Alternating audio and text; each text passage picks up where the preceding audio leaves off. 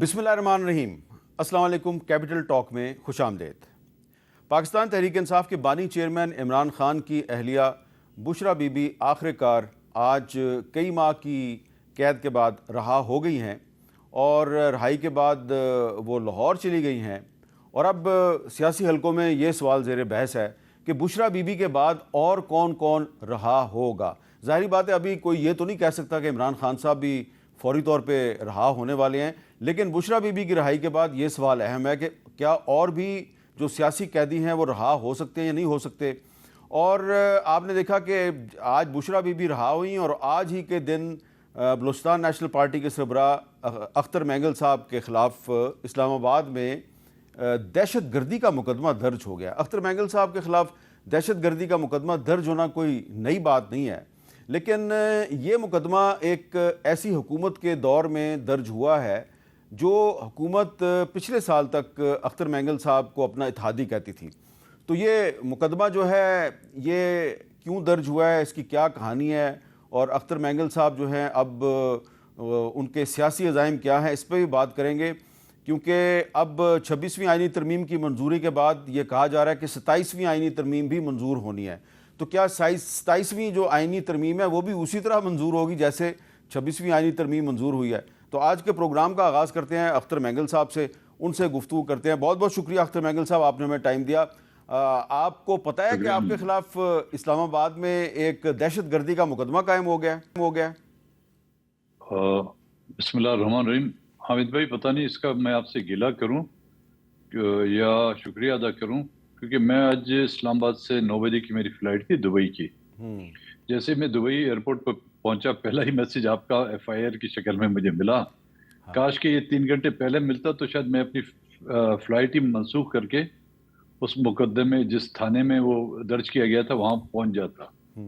तो जहां पे पहुंचते मुझे पता चला कि जी मुकदमा दर्ज हुआ है मेरे खिलाफ। तो आपने अब वो FIR तो पढ़ लिया है। FIR के मुताबिक आपने सेनेट के स्टाफ को डराया धमकाया और इसलिए आप पे दहशत गर्दी का मुकदमा कायम हो गया। तो ये क्या कहानी क्या है? आप सेनेट के स्टाफ के साथ क्या बात हुई थी? हामिद भाई, वो कहते हैं हमारे ये कि मैंने चोर को नहीं पकड़ा, चोर ने मुझे पकड़ा। अच्छा। हुआ ये था कि आपको मालूम है कि हमारे दोनों सेनेटर्स कई दिनों से गायब थे, कासिम रूंजो साहब और नसीमा एहसान। तो पहले दिन जब ये वोटिंग हो रही थी, मैं आया सेनेट की गैलरी में बैठने के लिए, तो उन्होंने गैलरियां बंद कर दी थी। फिर मैं गवर्नमेंट की बेंचेस पे जाके गैलरी में बैठा, तो वहां पे बैठा तो उनको पता चला मैं आया, तो उन्होंने इजलास थोड़ी देर के लिए एडजर्न कर लिया। फिर हम जाके लॉबी में बैठे।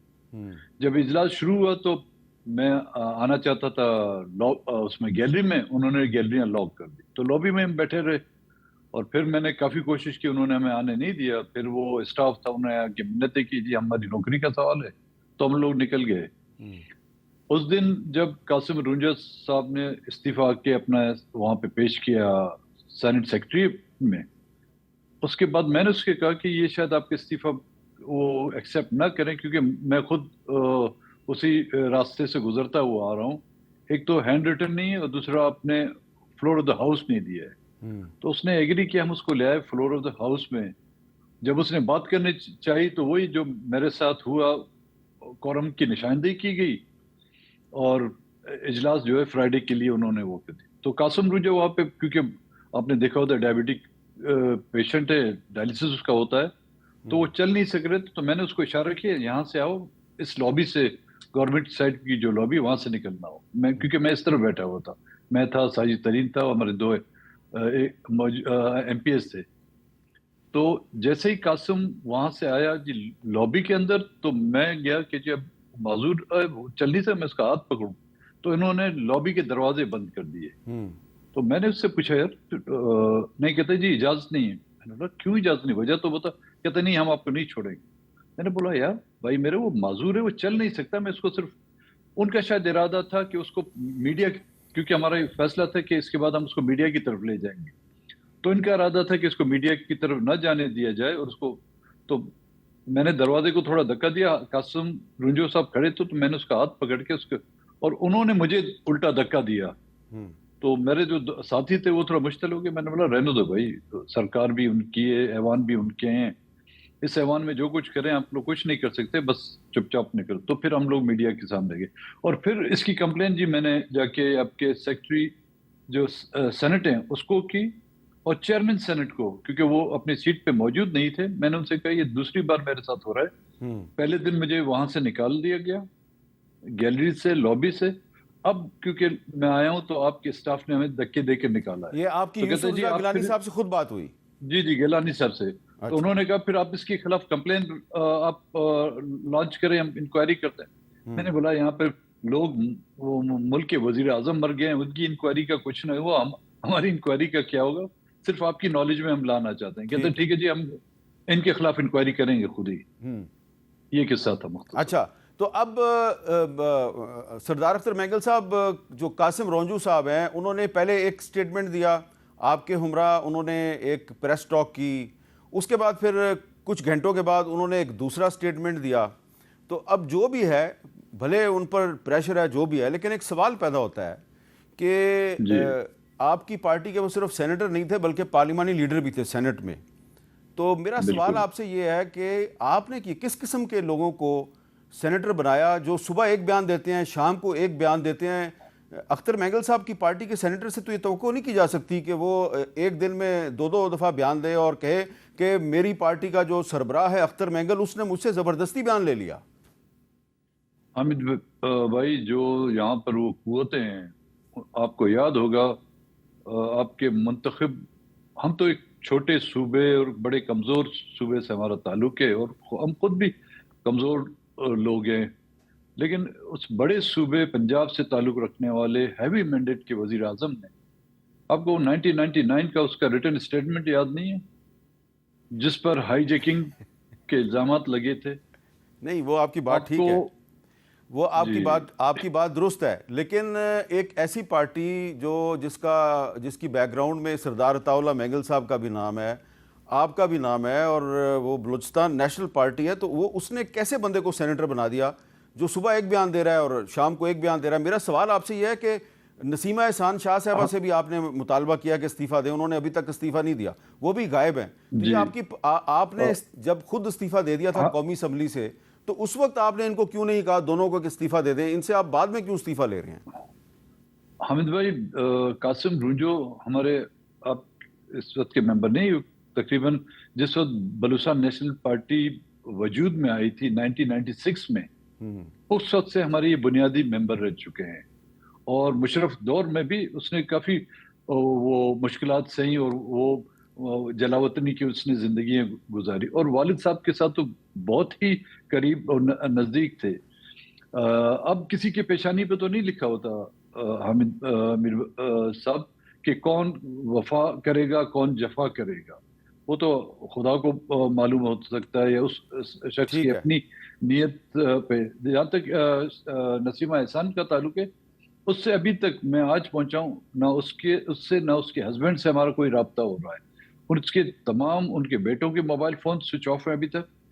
ہاں, آج مجھے کسی نے راستے میں مجھے کہا تھا کہ شاید اس کی طبیعت خراب ہے, اس کو کسی ہاسپٹل میں ایڈمٹ کیا گیا ہے. دیکھیں ابھی تک یہ ہمیں اختر مینگل صاحب, نسیمہ احسان شاہ صاحبہ بھی جو ہیں وہ 26ویں آئینی ترمیم کی منظوری سے پہلے ایک نہیں کئی صحافیوں کو یہ کہہ چکی تھی کہ مجھ پہ بڑا پریشر ہے, آن ایئر بھی انہوں نے کہا کہ مجھ پہ بڑا پریشر ہے. اب وہ غائب ہیں, تو اس سے کسی کو شک تو نہیں ہے کہ ان پہ پریشر تو ہوگا, لیکن میں آپ سے پوچھنا چاہ رہا ہوں کہ ان کے جو ہسبینڈ ہیں احسان شاہ صاحب, ان کو سارے جانتے ہیں, وہ کئی دفعہ وزیر رہے ہیں بلوچستان کے, وہ سینیٹر بھی رہے ہیں.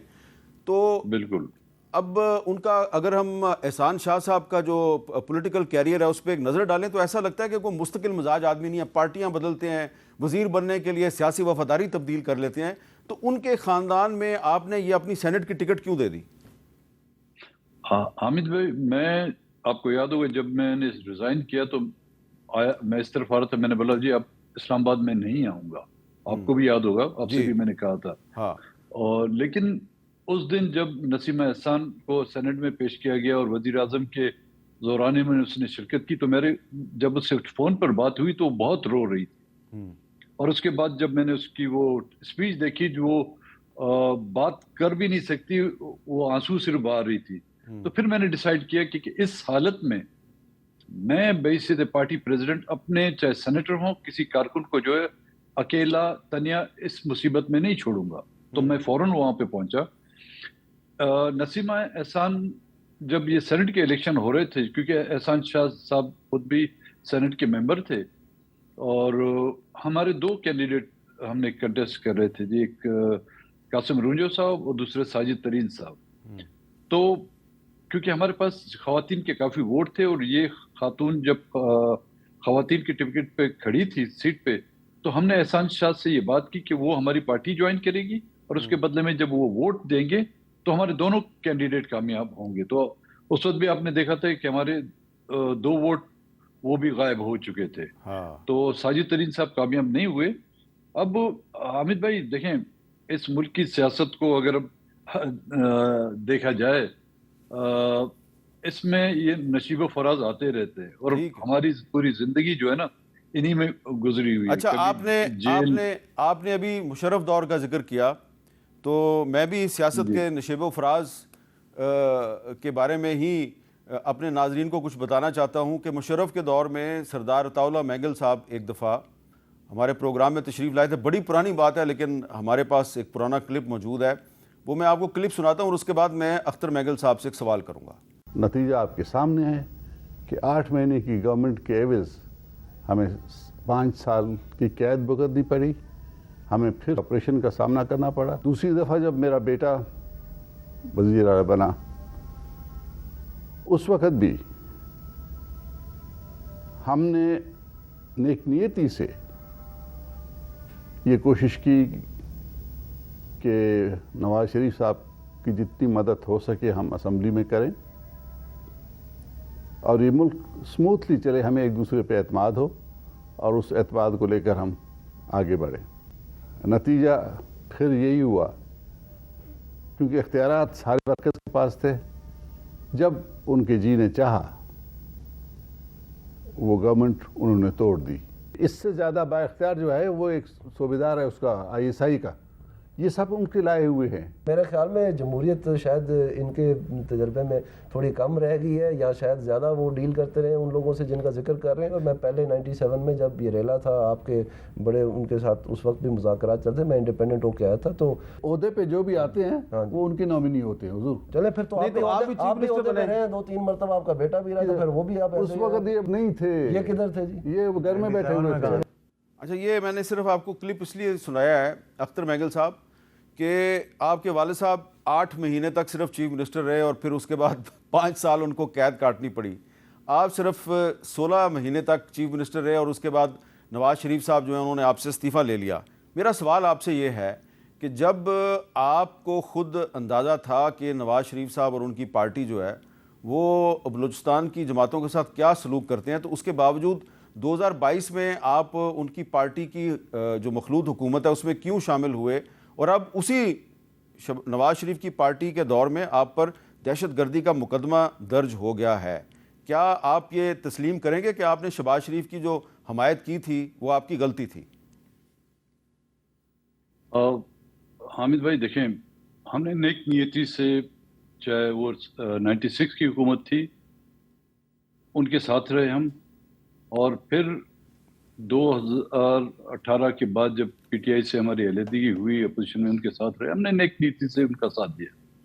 اب ان کی فطرت میں دغا اور بے وفائی ہے تو ان کو تو ہم نہیں روک سکتے. ہاں البتہ یہ بات اب ہمیں سمجھ میں آئی کہ پاکستان میں نہ کہ صرف مرکز کی سیاست بلکہ پاکستان میں اب سیاست کرنے کی کوئی گنجائش نہیں. جو آپ نے والد صاحب کا کلپ ابھی دکھایا وہ جنرل مشرف ایک ڈکٹیٹر کا دور تھا, اس میں ISI کا نام لیا, اس میں کوئی ایڈیٹنگ نہیں ہوئی. آج شاید اگر میں ISI کا نام لوں, ایک جمہوری حکومت ہے, تو شاید آپ کا پروگرام بھی بند کیا جائے اور میرا انٹرویو بھی آف ایئر ہو جائے, یا ان الفاظوں پہ جو ہے نا بیپ کا ساؤنڈ آ جائے. تو ستم ظریفی حامد میر صاحب, ہم نے ان کے ان برتاؤ سے سبق نہیں سیکھا, لیکن انہوں نے بھی جو ان پر بیتی ہے, جن قوتوں نے انہیں مسمار کیا, جن قوتوں نے انہیں ان کی حکومتیں ختم کی، جن قوتوں نے ان کو ملک سے بے دخل کر دیا، جن کی وجہ سے وہ کئی سال جو ہے جلاوطنی کی زندگی گزار رہے، وہ آج بھی اسی کی چوکاٹ پر، انہی کے چشموں پر جو ہے اپنا چہرہ صاف کرتے ہیں اور اپنی اقتدار کی پیاس بجھا رہے ہیں۔ اچھا، آپ کہہ رہے ہیں کہ اب پاکستان میں سیاست کا کوئی مستقبل نہیں ہے، تو اس کا کیا مطلب ہے کہ اب آپ کی پارٹی جو ہے وہ آئندہ سے انتخابات میں حصہ نہیں لے گی؟ ہم بھائی آپ سمجھتے ہیں یہ سیاست ہے؟ کوئی نمائندہ پہلے تو آپ کے ووٹروں کے جو ان کی الیکشن جو کرتے تھے، ووٹ دیتے تھے، ان کو تبدیل کیا جاتا تھا۔ آج آپ کے نمائندگان، چاہے وہ سینیٹر ہوں چاہے ایم این اے ہوں، ان کو اٹھا کر حکومت خانوں میں لے جا کر ان کی پارٹی کے فیصلے کے برعکس ان سے جب ووٹ لیا جاتا ہے، شاید اگر میں بھی ایم این اے استعفیٰ نہ دیا ہوتا تو مجھے بھی اٹھا کے لے جاتی ہوں، وہ بھی جا کے پھر مجھ سے اپنی مرضی کے مطابق ان ترامیم میں 26ویں ترامیم یا اس کو 28ویں بھی کر دیں، وہ ووٹ دلا سکتے تھے۔ اب میں سمجھتا ہوں کہ ہمارے لیے اب پاکستان کی سیاست میں کوئی گنجائش نہیں رہی ہے عامر۔ میں تو نہیں، میں سمجھے جو سیاست کر، ہاں جو کاروبار کرتے ہیں، جو ان کی بوٹوں کو جو ہے ہاتھ رکھ کر ان کو اپنے سر پہ رکھتے ہیں، ان کے لیے سیاست ہے، لیکن یہ بین الاقوامی دنیا میں یا جمہوری کتاب میں اس کو سیاست نہیں کہتے۔ ایک سوال، جس وقت آپ مجھ سے یہ بات کر رہے ہیں کہ اب پاکستان میں سیاست کا کوئی مستقبل نہیں ہے، تو ابھی تک یعنی کہ آج کے دن تک پاکستان کا چیف جسٹس جو ہے اس کا تعلق بلوچستان سے ہے، وہ پچھلے 13 مہینے سے پاکستان کے چیف جسٹس تھے، ان کے دور میں ہی آپ نے پارلیمنٹ کی رکنیت سے استعفیٰ دیا، انہی کے دور میں آپ نے یہ الزام لگایا کہ آپ کے 2 سینیٹر جو ہیں اغوا کر کے ان سے زبردستی ووٹ ڈلوائے گئے۔ تو آپ جسٹس قاضی فائز عیسیٰ صاحب کے جو 13 مہینے ہیں، اس میں جو کچھ ہوتا رہا ہے، آپ نے کبھی ان کو کیوں نہیں کانٹیکٹ کیا؟ کبھی ان کی عدالت میں آپ نے درخواست کیوں نہیں دی؟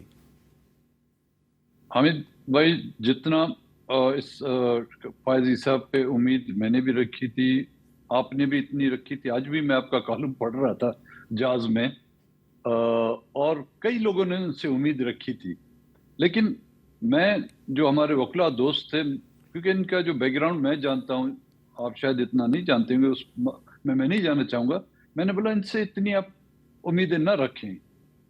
یہ فرام دا ڈے ون جب یہ اس کو chief justice Balochistan high court بنایا گیا تھا، وہ کس چینل سے، کس ذرائع سے آیا تھا، وہ سب کو معلوم ہے، اور اس سے آپ یہ توقع کرتے ہیں کہ وہ انصاف پر مبنی فیصلے کرے گا۔ ہاں، جب اس پر خود سخت وقت آیا تھا تو وہ آنسو بہا رہا تھا، اور ہمارے آنسو بھی پہنچنے کی اس نے کوشش کی، آپ کے بھی شاید یا دوسروں کئیوں کے آنسو پہنچنے کی اس نے کوشش کی تھی، لیکن فطرتاً اس سے یہ امید رکھنا جو ہے نا خود ایک غلط امید تھی۔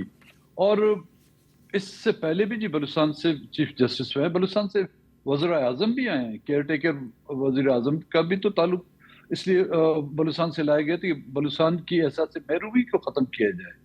بلوچستان سے کیبنٹ میں بڑے بڑے منسٹر اب بھی بیٹھے ہوئے ہیں، تو بلوچستان کا مسئلہ نہ کیبنٹ کے ہاتھ میں، نہ چیف جسٹس کے ہاتھ میں، نہ ہی سپریم کورٹ کی مکمل بینچ کے ہاتھ میں۔ اچھا، آپ جب مشرف صاحب کے دور میں گرفتار ہوئے تھے تو مجھے یاد ہے آپ پہ تقریباً 100 کے قریب مقدمات تھے، اور پھر پیپلز پارٹی کی حکومت آئی 2008 میں تو آپ رہا ہوئے۔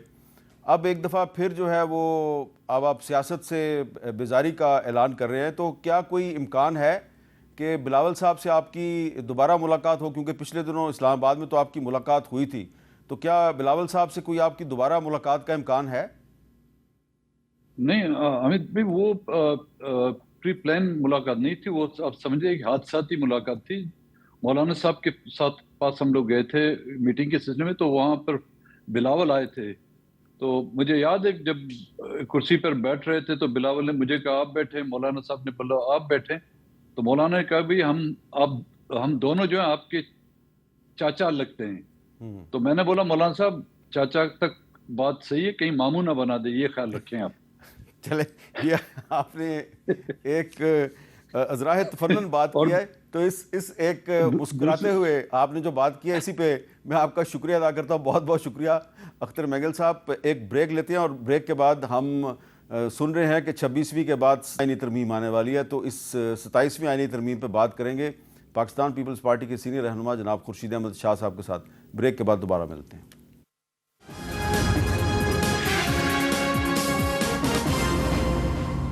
کیپٹل ٹاک میں خوش آمدید۔ اب ہم بات کریں گے پاکستان پیپلز پارٹی کے سینئر رہنما سابق وفاقی وزیر جناب سید خورشید احمد شاہ صاحب سے۔ شاہ صاحب بہت بہت شکریہ ٹائم دینے کا۔ شاہ صاحب 26ویں آئینی ترمیم کی منظوری میں آپ کا بڑا اہم کردار رہا ہے، اور اس آئینی ترمیم کی منظوری کے بعد اور نئے چیف جسٹس کی اپوائنٹمنٹ کے فوراً بعد آج عمران خان صاحب کی اہلیہ بشرا بی بی جو ہیں وہ رہا ہو گئی ہیں۔ تو میرا سوال آپ سے یہ ہے کہ کیا آپ کو لگتا ہے کہ اب مزید سیاسی قیدیوں کی بھی رہائی کا امکان ہے اور پاکستان میں کوئی سیاسی استحکام بھی آ سکتا ہے؟ میر صاحب، مجھے خوشی ہے کہ آپ سے کافی عرصے کے بعد کسی پروگرام میں میری بات ہو رہی ہے۔ طبیعت کی ناسازی کی وجہ سے کافی عرصہ میں آپ لوگوں سے دور رہا ہوں، اور پارٹی نے ایک ذمہ داری دی، مگر ان باتوں کے علاوہ جو میری ایک گزارش ہے، ایک ترمیم تھی جو رائٹ تھا پارلیمنٹ کا، وہ ہو گئی، بہتر ہوئی، ہمارے لیے حکومت کے لیے بہتر ہوئی، ملک کے لیے بہتر ہوئی، اداروں کے لیے بہتر ہوئی۔ شاید یہ بات کسی کو پسند نہ بھی ہو، مگر یہ رائٹ بنتا ہے، حق بنتا ہے پارلیمنٹ میں اکثریتی جماعت کا، اور وہ ہو گیا۔ اب میری ایک گزارش ہے، بات میں آپ سے کروں گا، اب جو بھی ہوگی وہ بات کروں گا۔ میں آپ کے تھرو، آپ کے معرفت میں سمجھتا ہوں آپ بہت زیرک قسم کے ایک لٹری بندے ہیں، زیرک بندے ہیں، آپ سمجھتے ہیں باتوں کو گہرائی سے، کہ یہ جتنی بحث میڈیا پہ چلتی ہے، پازیٹیو نیگیٹو، اتنا ہی کنفیوژن پیدا ہوتا ہے۔ کوئی کیا بات کرتا ہے، کوئی سیاستدان کون سی بات کرتا ہے، کوئی اینکر کون سی بات کرتا ہے، کون سا سوال پوچھتا ہے، اس سے عوام مزید جو ہے کنفیوژن کا شکار ہوتے ہیں۔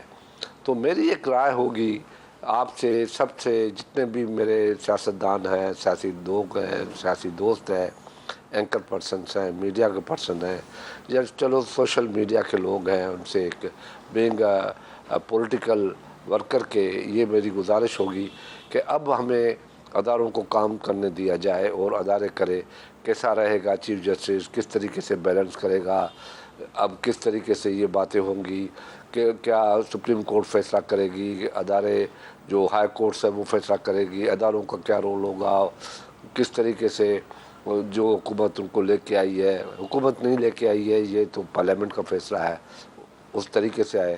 تو یہ اگر ختم ہونی چاہیے تو میرے خیال میں استحکام بہت پیدا ہوگا۔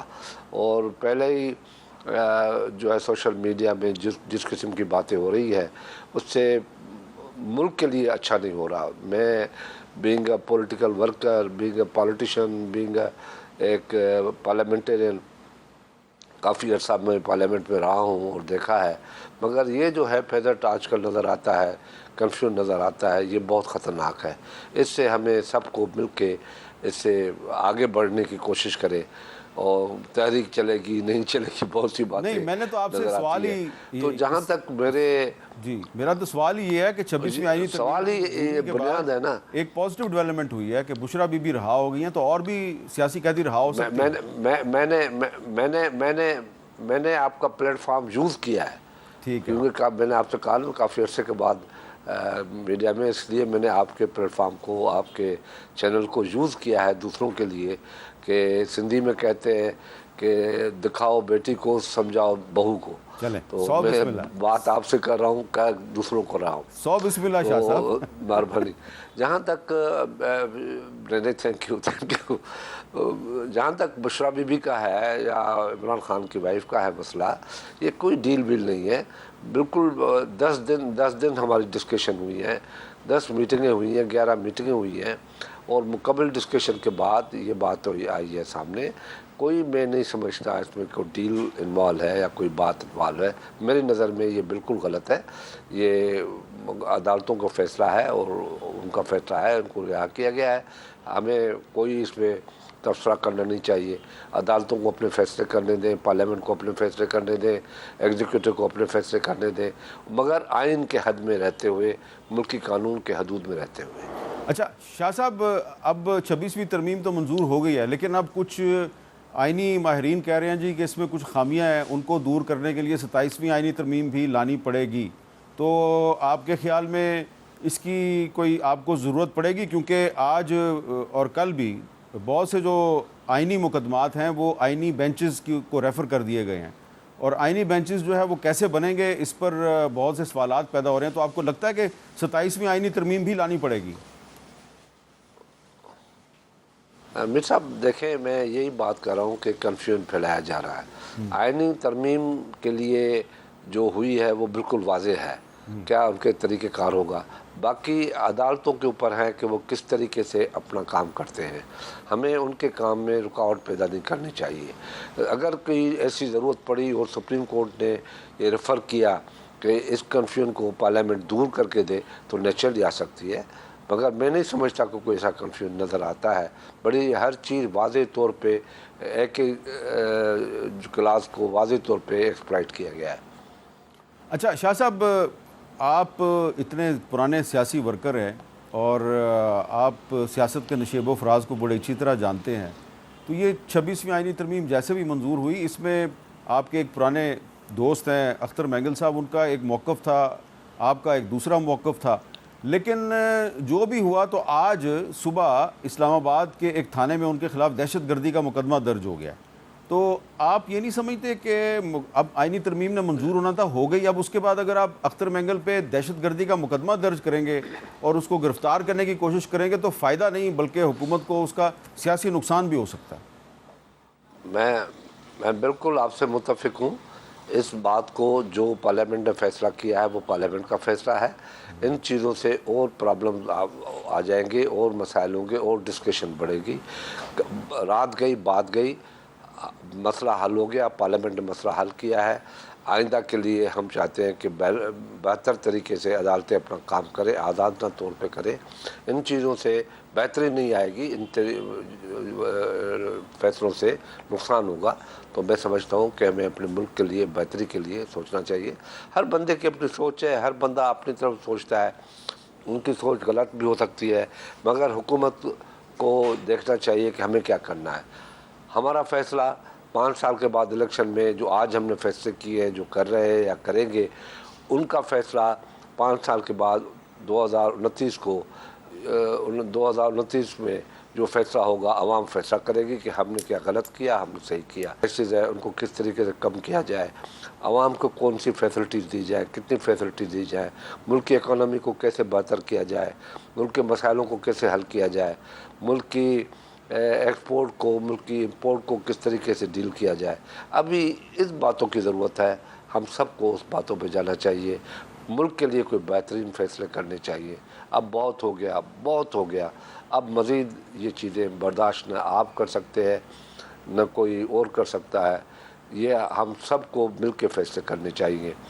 جو بھی سیاسی باتیں ہیں، اپوزیشن ہے یا گورنمنٹ ہے، پارلیمنٹ موجود ہے، جو باتیں کرتے کسی کو رکاوٹ نہیں ہے، کسی کو بند نہیں کیا جاتا، کسی کا منہ بند نہیں کیا جاتا. جو ہوا ہے اب ہو گیا، ہمیں آگے قدم بڑھانا چاہیے. اچھا، آپ بڑی اچھی بات کریں کہ اب ہمیں آگے کی طرف چلنا چاہیے. تو اس پہ ہم آگے چل کے مزید گفتگو کریں گے، لیکن ایک چھوٹا سا شاہ صاحب بریک لینا ہے. بریک کے فوراً بعد میں آ رہا ہوں.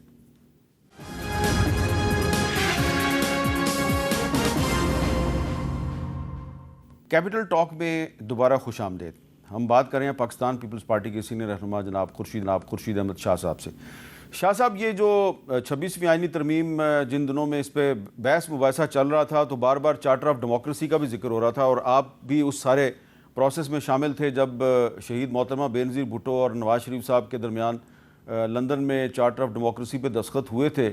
بہت سی چارٹر آف ڈیموکریسی کی جو کلوزز تھیں وہ 18ویں ترمیم میں شامل کر لی گئی تھیں اور کچھ کلوزز کو اس 26ویں ترمیم میں شامل کیا گیا. ابھی بھی کچھ اہم چیزیں رہ گئی ہیں. آپ سمجھتے ہیں کہ آنے والے وقت میں جو چارٹر آف ڈیموکریسی ہے اس پر مکمل طور پر عمل درآمد ہونا چاہیے اور اس کو آئین کا حصہ بنا لینا چاہیے؟ ابھی میر صاحب بات یہ ہے کہ جو ابھی چارٹر آف ڈیموکریسی کے تھرو ہم جو رکی ہوئی چیزیں تھیں، بچی ہوئی چیزیں تھیں، وہ لے آئے ہیں، یا 19ویں ترمیم میں جس طریقے کا رول ادا کیا گیا، جس نے بھی کیا، اس کے بعد پھر اس کو واپس لے آئے ہیں. یہ جو کچھ بھی ہم نے کیا ہے کوئی آج کے دن کی سوچ نہیں تھی کہ ہمیں 2006 میں جب بیٹھے تھے تو ہمیں پتہ تھا کہ 2024 میں ایک دن آئے گا جہاں پہ عدالتیں یہ کریں گی، عدالتیں کس طریقے سے اپنے فیصلے کرے گی، کون سے فیصلے کرے گی، جج کس کے ہوں گے کس کے نہیں ہوں گے، یہ چیزیں نہیں تھی۔ یہ چیز اس وقت محسوس کی گئی کہ ہمیں کیا کرنا چاہیے۔ عدالتوں پہ جو فیصلے ہے، جو عام آدمیوں کے فیصلے ہیں، ان کو 12 15 30 سال ہو جاتے ہیں، وہ جیلوں سے نکل آتے ہیں، وہ خود مر جاتے ہیں، نواسوں کو حق میں فیصلہ آتا ہے یا خلاف فیصلہ آتا ہے۔ ان ساری چیزوں کو سامنے رکھتے ہوئے یہ فیصلہ کیا گیا کہ کانسٹیٹیوشنل کوڈ بھی ہونی چاہیے، اپنی جوڈیشل کمیشن بھی ہونا چاہیے، کون سے طریقے ہونے چاہیے، کیا کیا چیزیں ہونی چاہیے۔ وہ 18ویں ترمیم میں بالکل واضح تھی، اور 2006 میں جو چارٹر آف ڈیموکریسی تھا اور 18ویں ترمیم میں وہ بڑی محنتوں کے ساتھ، بڑی کاوشوں کے ساتھ وہ آئی۔ کچھ بچ گئی ان حالات کی وجہ سے کہ کچھ پارٹیوں کو اعتراضات تھے، ان کو سامنے رکھتے ہوئے یہ بچ گئی اور نہیں کر سکے۔ ابھی پارٹی نے اپنی مینیفیسٹو کے اندر، 2 مینیفیسٹو کے اندر بھی یہ بات آئی تھی، 2008 میں بھی اور 2013 میں بھی اور 2018 میں بھی اور 2024 میں بھی 4 الیکشنز ہماری اس میں مینیفیسٹو یہ تھا کہ یہ ہم بحال رکھیں گے۔ ان کو سامنے رکھتے ہوئے ہم نے، پارٹی نے یہ فیصلہ کیا کہ جو مینیفیسٹو ہے ہمارا اس پہ عمل کیا جائے۔ اور پھر جیسے ہی ہمیں موقع ملا ہے، ہم نے اپنی پارٹی کی بہت بڑی اکثریت حکومت کے ساتھ ہے، حکومت کو مدد کر رہی ہے، تو ہم نے کہا ہمارا رہا ہوا جو مینیفیسٹو ہے اس کو پورا کرو۔ وہ ہم نے پورا کیا، الحمدللہ بہتر فیصلہ ہوا ہے۔ اور آئندہ بھی اگر کوئی چیز رہ گئی ہے تو ظاہر ہے بالکل ایک کمٹمنٹ ہوتی ہے، ایک ڈاکیومنٹ ہوتا ہے عوام کے اندر۔ اور میرے پاس جو اس وقت چارٹر آف ڈیموکریسی کی کاپی ہے نا، یہ میں نے پاکستان پیپلز پارٹی کی جو آفیشیل ویب سائٹ ہے وہیں سے ڈاؤن لوڈ کیا ہے۔ تو شاہ صاحب، یہ جو چارٹر آف ڈیموکریسی ہے اس میں ایک کلاز 28 ہے 28، وہ کہتی ہے جی تمام سیاسی اسیروں کو رہا کرتے ہوئے غیر مشروط طور پہ ان کو سیاسی وابستگیوں، ان کی سیاسی وابستگیوں کو بھی بحال کیا جائے، اور تمام سیاسی پارٹیز جو ہیں وہ شخصیات کے لیے اوپن ہوگی۔ یعنی کہ اس میں کہا گیا ہے کہ جو سیاسی اسیر ہیں ان کو بھی رہا کیا جانا چاہیے۔ تو اگر یہ 2006 میں چارٹر آف ڈیموکریسی ویلڈ تھا اور 2024 میں بھی اس کی بات ہو رہی ہے، تو آپ نہیں سمجھتے کہ اس چارٹر آف ڈیموکریسی کی روشنی میں سیاسی اسیروں کو رہا کر دینا چاہیے؟ دیکھیں میر صاحب، بات یہ ہے کہ اس میں آئینی ترمیم کی ضرورت نہیں ہے۔ 2008 میں جب ہم آئے تو پاکستان کے اندر ایک قیدی بھی نہیں تھا، اور آپ نے دیکھا کہ ہم نے بہت مختصر چھوٹی سی حکومت ممبران کے ساتھ ہم نے جو کچھ بھی کیا صرف اس لیے کامیاب ہم گئے کہ ہم نے کوئی سیاسی انتقام یا سیاسی جھگڑا یا کوئی ایسی بات نہیں کی اپوزیشن کے ساتھ، ان کو کھلا پلیٹ فارم دیا۔ ہاں، ہمارے ساتھ ضرور ہوا کہ سپریم کورٹ میں کچھ پارٹیاں گئیں ہمارے خلاف چارٹر آف ڈیموکریسی پہ سائڈ کرنے کے باوجود بھی، مگر بعد میں ان لوگوں نے اپنی اس غلطی کا احساس کیا اور کہا کہ ہمیں نہیں جانا چاہیے تھا۔ مگر ہم نے یہ ثابت کیا کہ چارٹر آف ڈیموکریسی میں رہتے ہوئے ہم نے مقررہ وقت پہ الیکشن کروائے، مقررہ وقت پہ پاور ڈیوالو کیا، اور وزیر اعظم آیا۔ پہلا میں سمجھتا ہوں پاکستان کی 76-77 سالہ تاریخ میں 2012 میں 13 میں جو اقتدار منتقل ہوا وہ پاکستان کے آئین کے مطابق ہوا، اور وہ جانے والے کو بھی گارڈ آف آنر دی گئی، آنے والے کو بھی گارڈ آف آنر دی گئی۔ پریزیڈنسی میں بھی یہ ہوا، اور اس کے بعد پھر جو طریقہ ہوا وہ آپ نے دیکھا کہ کیا ہوا، کسی کو 5 پنچر لگے، کسی کو 35 پنچر لگے، کیا طریقے ہوئے۔ اس میں یقیناً آج اس بات کی ضرورت ہے کہ پاکستان کے لیے بہت ضروری ہے کہ سیاسی اختلافات بھلا کے سیاستدانوں کو اپنا کام کرنا چاہیے، عدلیہ کو اپنا کام کرنا چاہیے، ایگزیکٹو کو اپنا کام کرنا چاہیے۔ تو آپ یہ ایگری کر رہے ہیں، ہمارے آپ ایگری کر رہے ہیں کہ تمام سیاسی قیدیوں کو رہا ہونا چاہیے؟ میں بالکل،